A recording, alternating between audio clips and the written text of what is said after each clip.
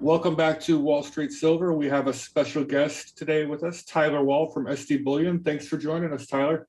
Hi, thanks for having me on, Jim. So there's been a lot of talk about certain shortages, and we've heard from two other CEOs from other major bullion companies, and I wanted to get your perspective on what's going on. What we're hearing is the number one, the UK Royal Mint. The Britannia coins. There's some sort of shortage on the blanks. They've gone on allocation. What does SD Bullion know about that from your sources? Sure, that's a great question.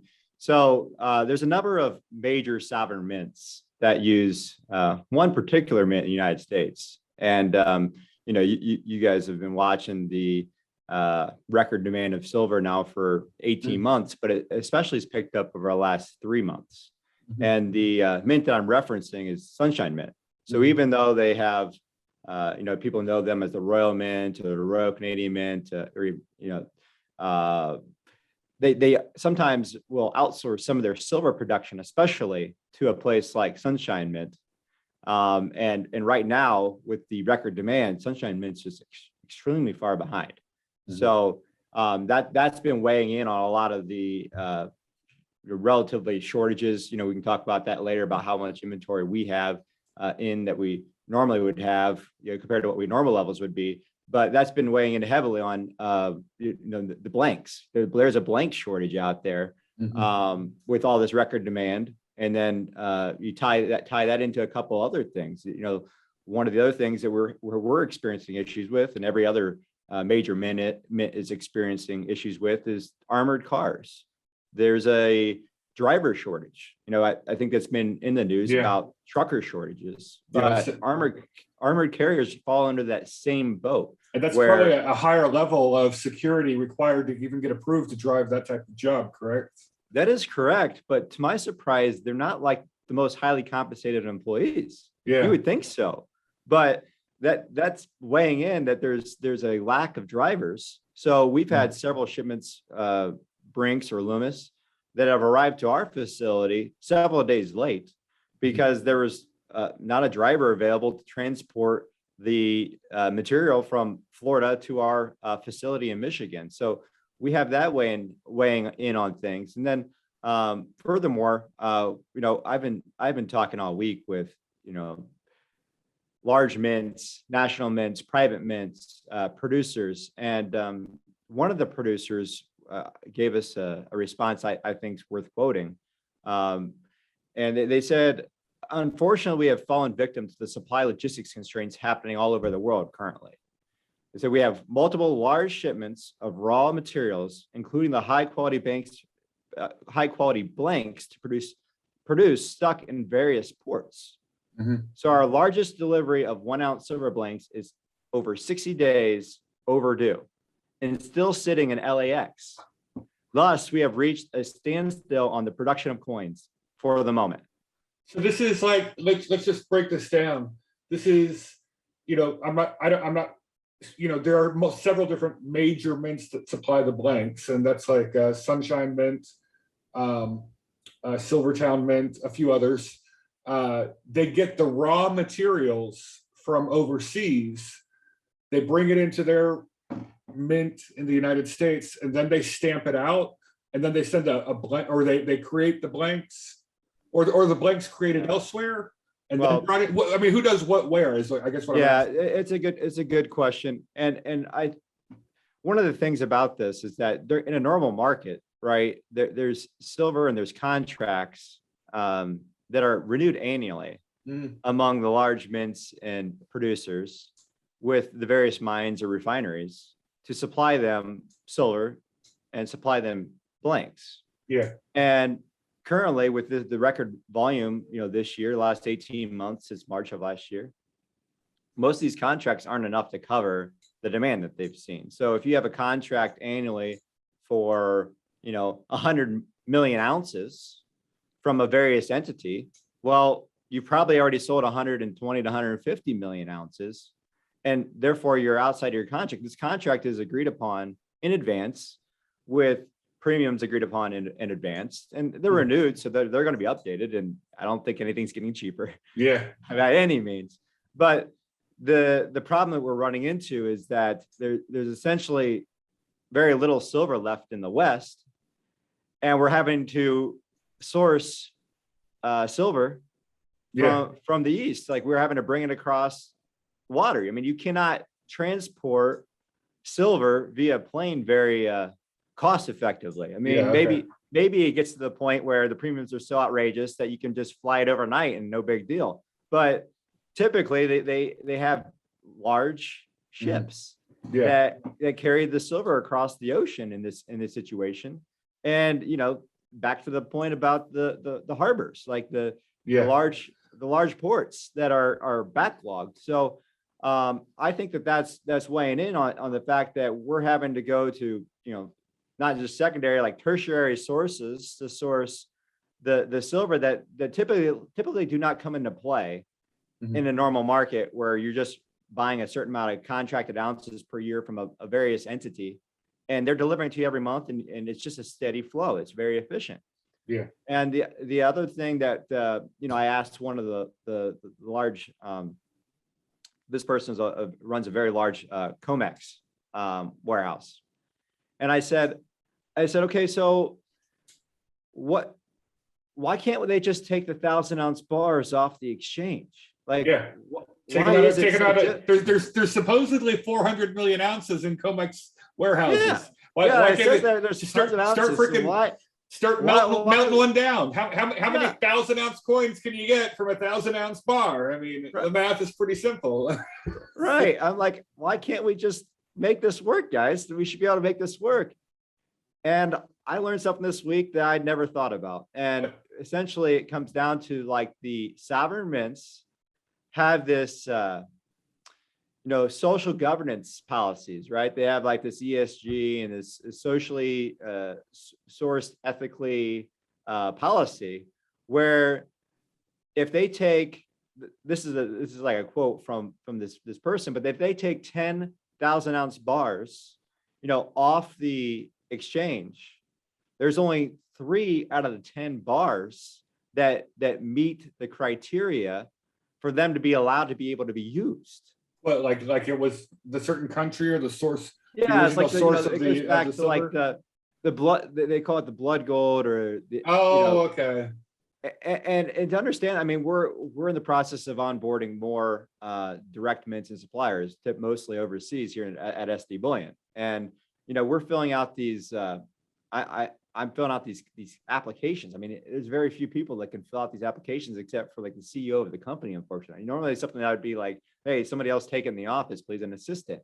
But they're basically trying to take blood samples, you know, from me. I mean, I have to get stuff apostilled to send to these people, and it takes for an hour. And the reason why they do that is that they're governed both by, you know, their mint or their government that they may be located under, bureaucracy, but also they're worried. Everybody's worried about the U.S. government. Yeah, you know, everybody's worried about the U.S. government. We're like the least free in terms of worldwide trade, because everybody's worried about getting cut off the SWIFT system, which is a topic for a different day.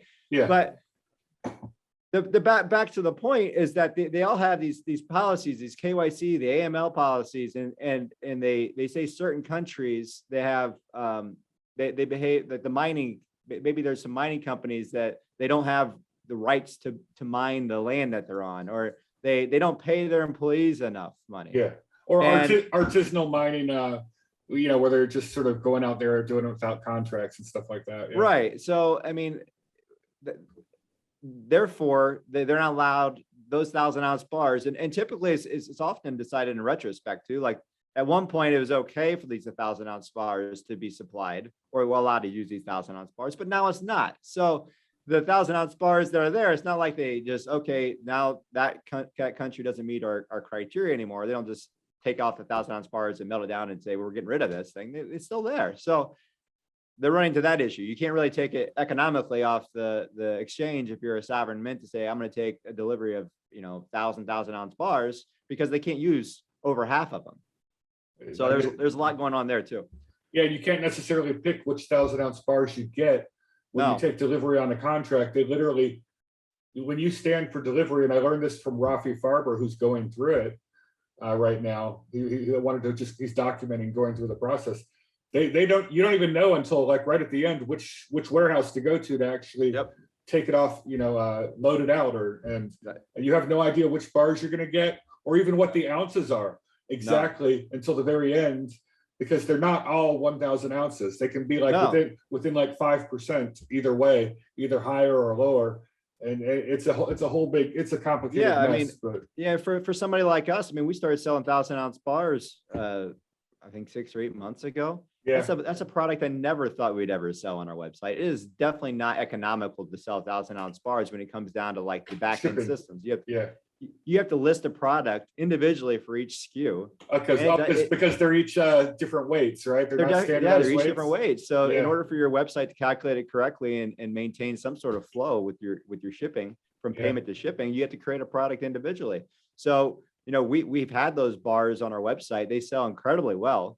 I wish we could sell them cheaper because there is a lot of cost that goes into each one. But I mean, they're one of the cheapest products on our website. Mm-hmm. But man, they're heavy, and I never thought I would consider that a retail product. Yeah.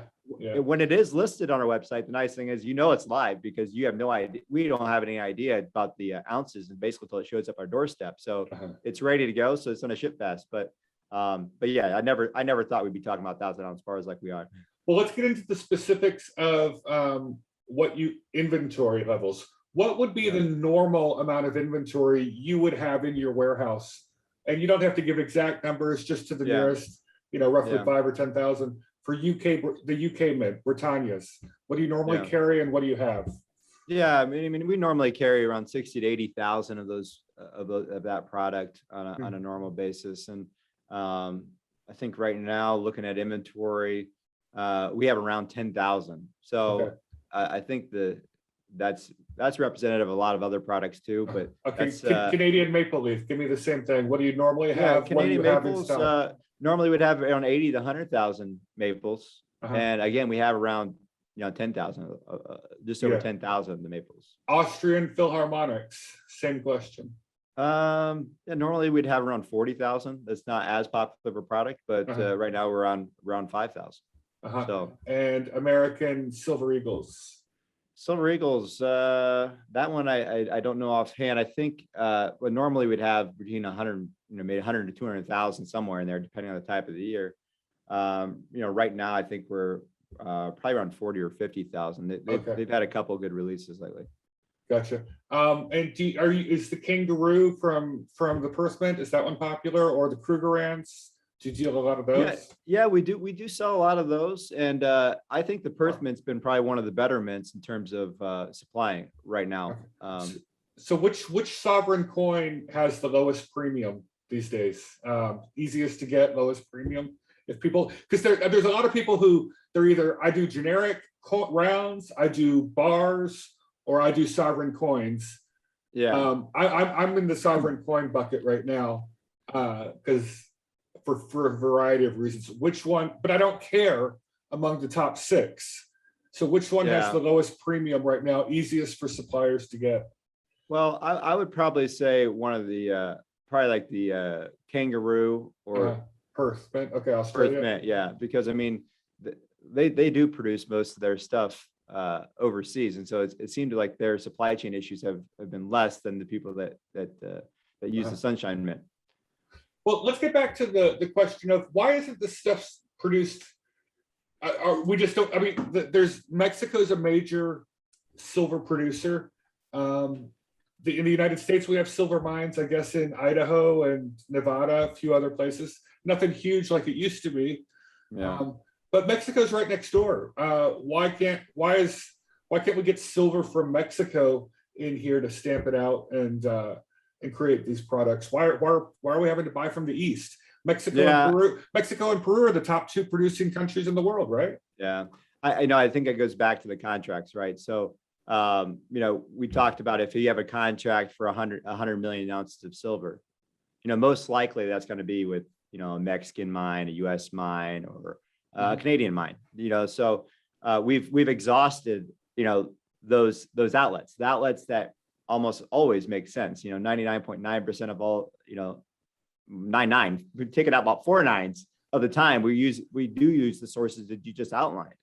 But we've now sold, basically double last year. Now we're close to doubling this year, in terms of, retail demand.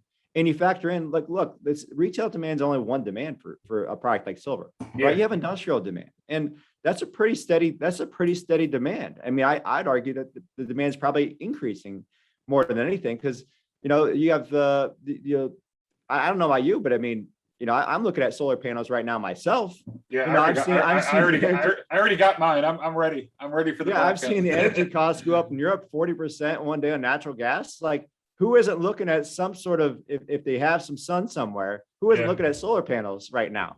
Yeah. And, solar panels are a major consumer of silver. So I don't think industrial demand is going down at all.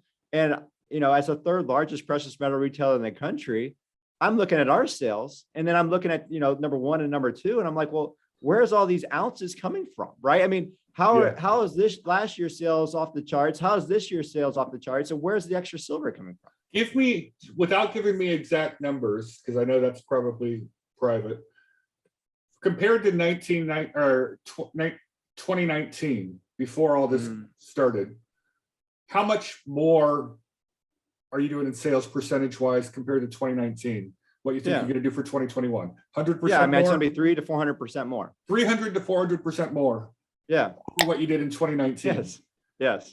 And and is your business like 90% silver like the other guys? I would probably say 60 to 70% silver. Okay, and the rest is gold. Okay. Yeah, gold and mostly volume. Gold. Platinum, palladium play into it a little bit, but not a huge amount. So you're 60, 70% silver, 30% something gold, and the rest the little the onesie twosie percents in platinum, palladium. Okay, cool. Hey, Tyler, thanks for giving us an update. We really appreciate you. This is very short notice for the audience. I just popped Tyler an email and he said, yeah, sure. And we just hopped on Zoom. And I just really want to thank you for being available short notice to us. Yeah, thanks for having me on, Jim.